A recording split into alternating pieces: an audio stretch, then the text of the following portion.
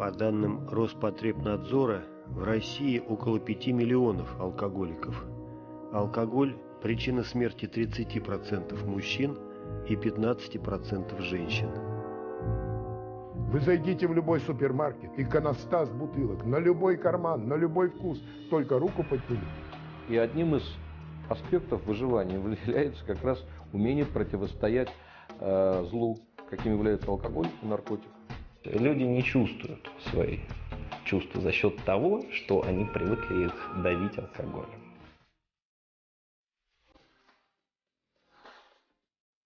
Скорая телевизионная помощь снова в эфире. Вы нам писали, и сегодня мы продолжаем отвечать на ваши вопросы. Многие из них о природе алкоголизма. В какой момент обычный человек становится алкоголиком? Сколько ступеней нужно пройти, прежде чем свалиться в пропасть алкогольной зависимости? За ответом на ваши вопросы мы вновь обращаемся к специалистам. Есть люди, которые изначально, с момента своего рождения, предрасположены к той или иной химической зависимости по одной простой причине.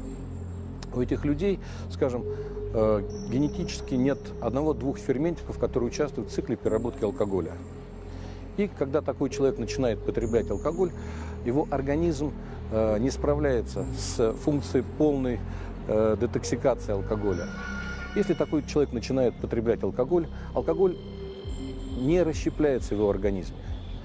В организме накапливаются продукты полураспада, амальдегиды, формальдегиды, ацетаты. Они начинают токсически действовать на головной мозг, на внутренние органы. И постепенно организм такого человека сыпется, разрушается. И в конечном итоге даже человек может погибнуть. Человек, который начинает употреблять любой наркотик, а алкоголь и табак – это наркотики, он неизбежно проходит 3 стадии. Первая стадия – бравада. Хочу – пью, хочу – не пью, хочу – курю, хочу – не курю. Вторая стадия – хочу пить и пью, хочу курить и курю. А третья стадия – уже не могу ни пить, ни курить, попал в лапы вот этой самой наркозависимости. Статистика. При ежедневном употреблении даже малых доз алкоголя алкоголизм формируется неизбежно в 90 случаях из 100. Взрослому здоровому мужчине для формирования алкоголизма необходимо 1,5–2 месяца ежедневного употребления даже небольших доз алкоголя. Женщине требуется месяц-1,5. Подростку достаточно 2 недель. Вот такое письмо в редакцию. Россия – страна алкоголиков. Я услышал это от своего коллеги-иностранца на корпоративе. Честно говоря, стало обидно за свою страну. Неужели так было всегда, и наши предки тоже пили запойно? Надо сказать, что Россия традиционно была одной из самых трезвых стран Европы. Душевое потребление алкоголя в России на протяжении предыдущих 3 столетий не превышало 3 литров на душу населения в год. Я для примера скажу, что в 1893 году русские на душу населения пили ровно в 10 раз меньше, чем французы, в 8 раз меньше, чем итальянцы, в 6,5 раз меньше, чем швейцарцы и немцы. То есть все разговоры о беспробудном русском пьянстве, о пьянстве как черте нашего национального характера, это просто грязная клевета на русский народ и на его историю. Меньше нас в Европе пила только Норвегия. Мы стояли на предпоследнем месте по уровню пьянства.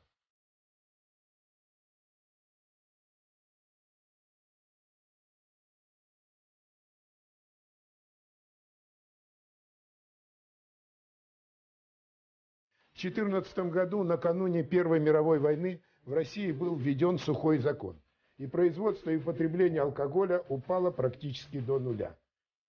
Меньше 200 грамм на человека в год пили при сухом законе. Сухой закон существовал у нас 11 лет и был отменен в 1925 году, всего 1,5 года спустя после смерти Владимира Ильича Ленина. Указ о возобновлении виноводочной торговли 5 октября 1925 года подписал бывший враг народа Рыков. И водка в народе вплоть до самой Великой Отечественной войны так презрительно и называлась – Рыковка. Далее пьянство нарастало и в 1940-м предвоенном году достигло 1,9 литра. Во время войны пьянство резко упало, мы данных не нашли, но упало очень резко, и до военного уровня мы достигли только в 1952 году. И вот после смерти Иосифа Виссарионовича Сталина наша страна полетела в страшную алкогольную пропасть, достигнув в 80-м году уровня производства потребления алкоголя 12 литров на душу населения в год, превысив в том же 80-м году среднемировой уровень производства алкоголя в 20 самых пьяных странах мира в 3 раза. 4 литра пьет пьяный мир. В 1985 году, как вы знаете, у нас были приняты антиалкогольные постановления. Душевое потребление алкоголя начало резко падать и достигло 5 литров в 1987 году. Но в 1988 году к власти пришли силы, которые были враждебно настроены против политики отрезвления, и они раскрутили программу неслыханного в истории человечества спаивания народов нашей страны. И понеслось вверх. И в 1992 году душевое потребление алкоголя в России достигло 24 литров чистого спирта на душу населения в год. Именно в 1992-1994 году в нашу страну беспошлино и беспрепятственно шли целые составы с печально известным спиртом «Рояль». От этого спирта вымирали целые районы. Когда алкоголь с кровью попадает в сердце, он разрушает клетки вашей сердечной мышцы. Мышца теряет эластичность, работает на пределе возможностей и захлебывается кровью, не успевая ее проталкивать. Сердце покрывается жировой тканью, их образуются тромбы, которые перекрывают доступ кислорода и питательных веществ в части сердечной мышцы. Ткани сердца отмирают. Инфаркт. Береги себя.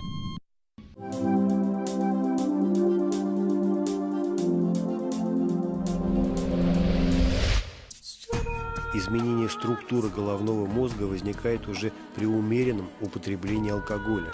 Шведские ученые установили, что уже после 4 лет потребления алкоголя имеет место сморщенный мозг из-за гибели миллиардов корковых клеток. Сморщенный мозг наблюдается у умеренно пьющих в 85% случаев. Эту проблему, алкогольную, табачную, наркотическую, лучше всего представить в виде конвейера. Очень наглядно, и оттуда, кстати, сразу видно, что же нам надо делать. Вот он, конвейер алкогольный. Я его рисую. Крутится этот конвейер в эту сторону. А на этом конвейере пьющие люди. Пьющие люди. Каждый телезритель может себя на нем нарисовать, где он находится. Вот здесь, в самом начале конвейера, находятся так называемые культурно пьющие люди. Ох, как тут весело, ох, как тут здорово. В этом начале конвейера мафия сюда подливает пиво рекой, шампанского моря, коктейли для девочек, сколько вдосталь копейки стоят. Тут такое веселье. Тут вся эта артистическая пьяная богема московская, все праздники пьянствует, пьет шампанское рекой, и надо быть последним идиотом типа профессора Жданова, чтобы не присоединиться к этому веселью. Вот здесь находятся умеренно пьющие люди, здесь культурно, вот здесь умеренно пьющие. А здесь мафия уже подливает вино, водку, и вот здесь уже веселья нет. Здесь уже начинаются проблемы. Проблемы в семье, проблемы на работе. Вот здесь находятся пьяницы. Здесь мафия уже льет самогон. Здесь уже семья распалась, дети прокляли. Здесь уже с 5-й работы выгнали, тут тоже не до веселья. А вот здесь алкоголики. Мафия здесь уже стеклоочиститель льет на спирту. Пузырьки из аптек. А вот здесь эти алкоголики миллионами падают в могилу. Миллионами падают в эту могилу.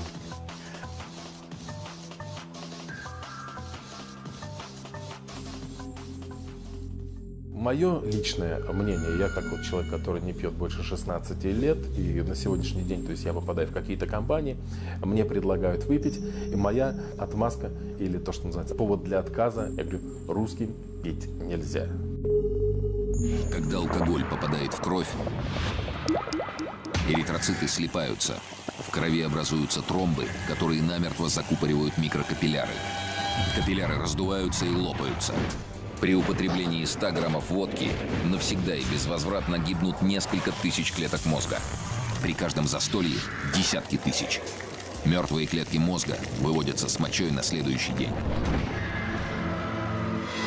Береги себя. Русским пить нельзя. Вот я это повторяю неоднократно и стоял, и стою на этом.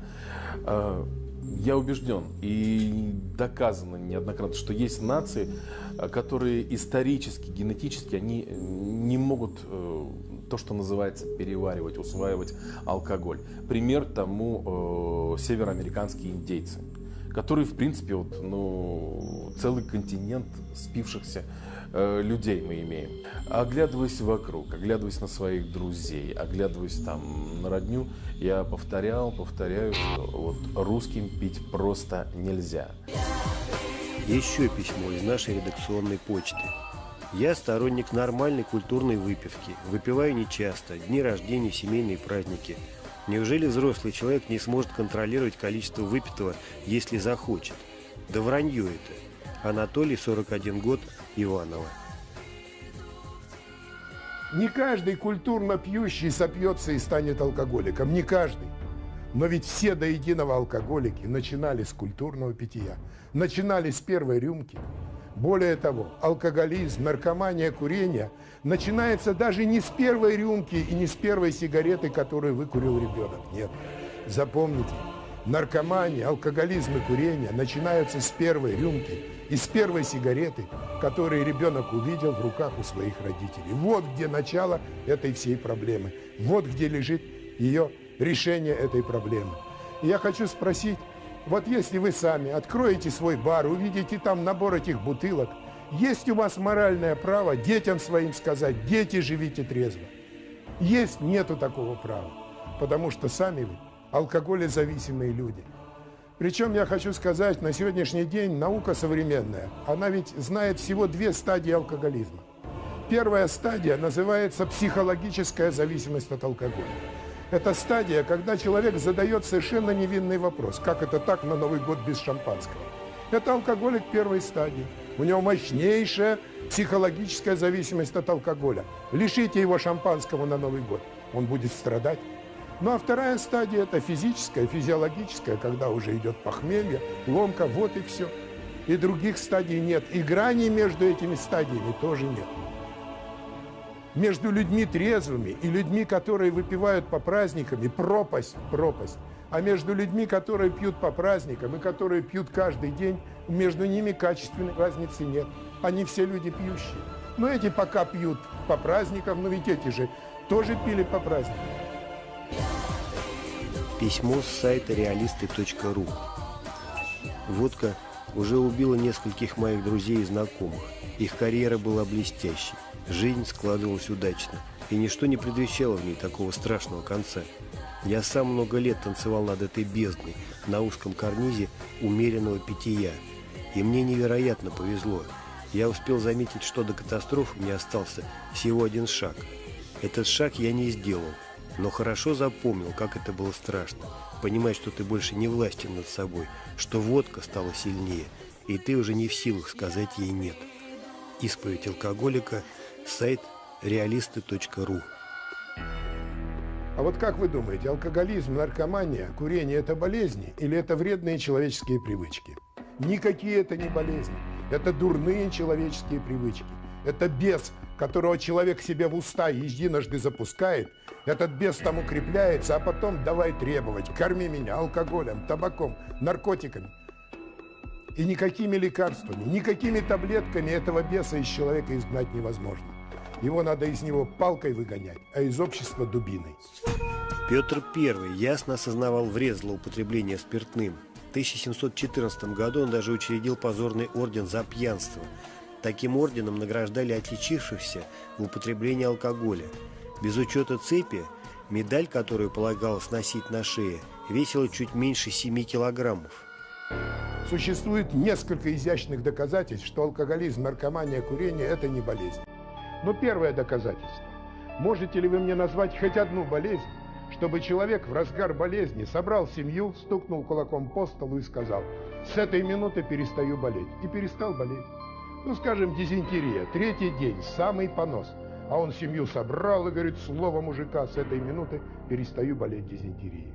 Я думаю, на полчаса хватит, побежит болеть, надо лечить. Второе доказательство.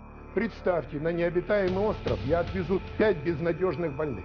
Больной раком – последняя стадия. Туберкулез – последняя стадия. Алкоголик – последняя стадия. Наркоман – последняя стадия. Курильщик уже легкими кашляет. Оставлю им еду, ни одной таблетки, ни одного лекарства и уплыву.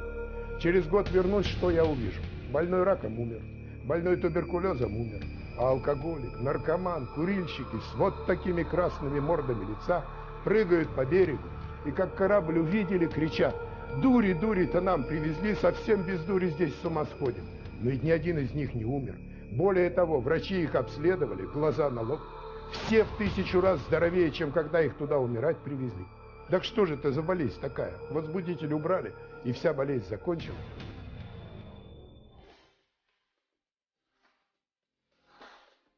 Письмо от Андрея, Владивосток. Лично мне алкоголь помогает снять стресс. Сразу уходят отрицательные эмоции. Страх, боль, усталость, ненависть уходят. Я становлюсь веселым и добрым, и всех люблю. Что ж тут плохого? Надеюсь услышать ваш ответ. На этой таблице изображены ряд чувств, которые человек, каждый из нас испытывать должен, но практически все зависимые личности, это такая отличительная черта, испытывают затруднения в описании и в ощущении этих чувств. То есть люди не чувствуют свои чувства за счет того, что они привыкли их давить алкоголем, в том числе, да, любым психоактивным веществом. Чувства подавляются, организм от чувств отвыкает. По аналогии, да, если не пользуется человек 30 лет рукой, рука отсыхает, здесь чувства исчезают. Все чувства, абсолютно все чувства нужны человеку, потому что это естественно, и это позволяет психике функционировать в полном объеме. Так как в случае, если одно из чувств вытесняется, это играет негативную роль и приводит к определенным последствиям для человека в дальнейшем. Одно чувство тянет за собой другое. Одна подавленная злоба, к примеру, тянет за собой подавленный страх, подавленную ненависть, еще что-то.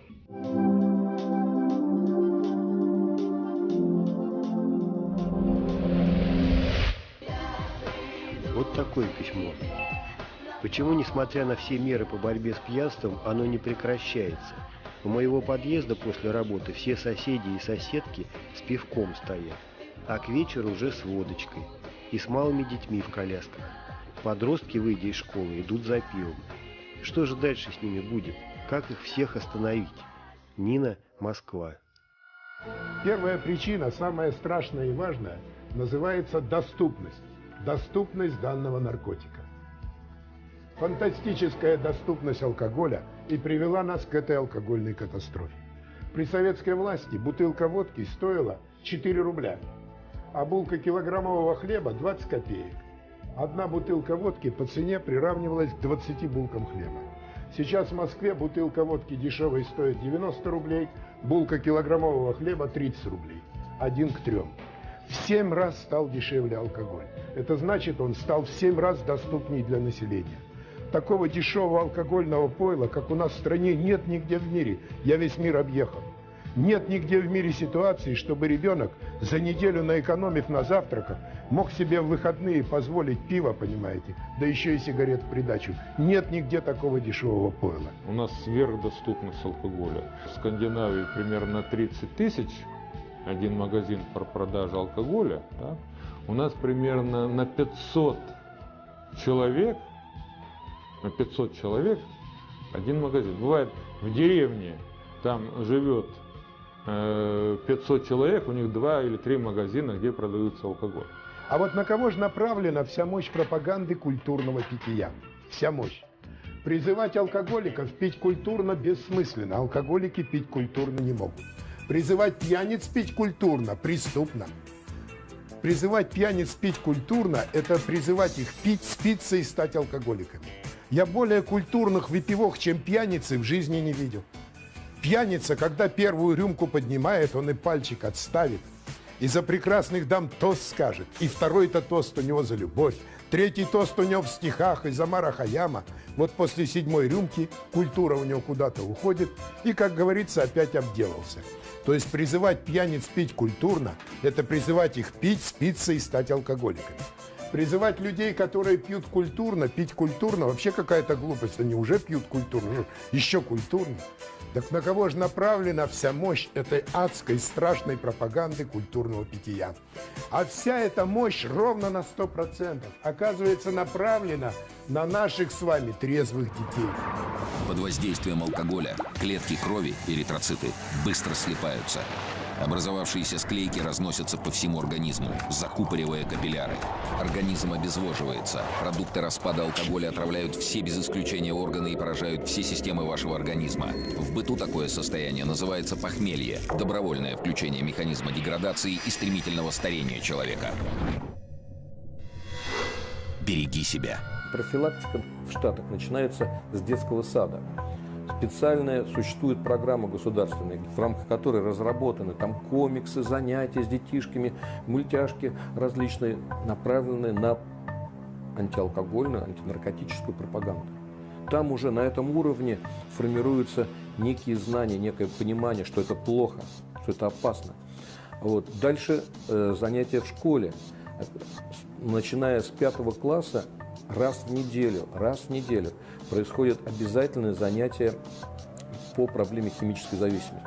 Это практические занятия. Вот я учился, так сказать, в клинике, Veritas Villa, так называемая, клиника для химически зависимых людей. И там каждую неделю туда приходили старшеклассники. Вот в эту клинику они общались с наркоманами.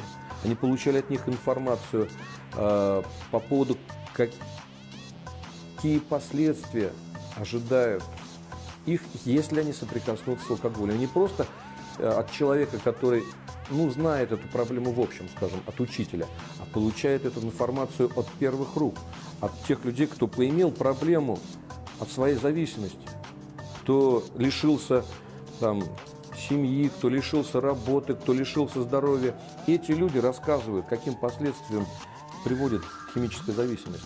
Потому что взрослые могут сколько угодно говорить, что это плохо, показывать какие-то картинки, даже проводить какие-то очень хорошие практические занятия.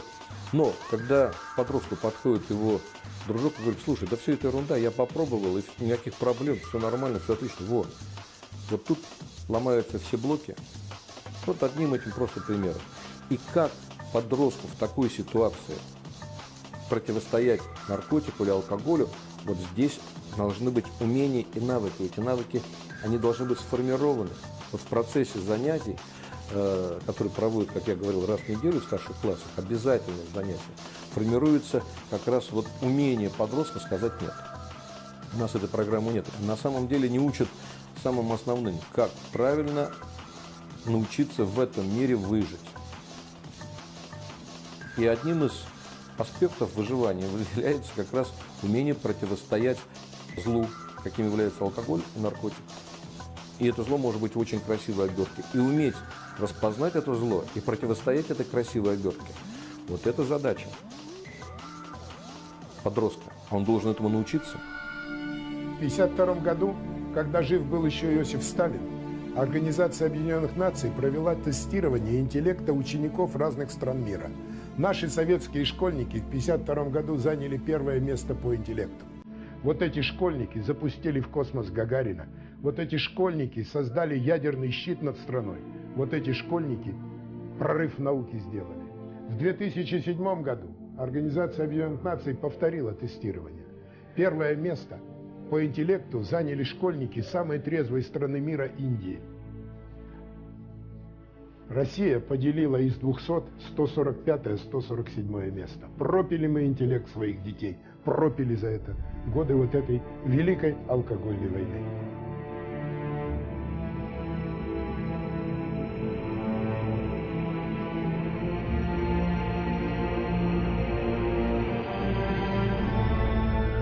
Алкоголики, живите трезво. Для вас, алкоголиков, это единственная возможность не сдохнуть под забором, это начать жить трезво.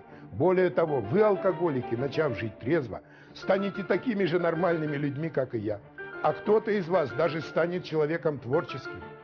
И примеров тому тысячи.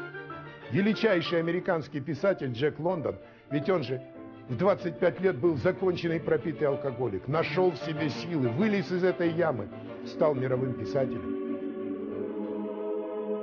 Жизнь и смерть предложение тебе, благословение и проклятие.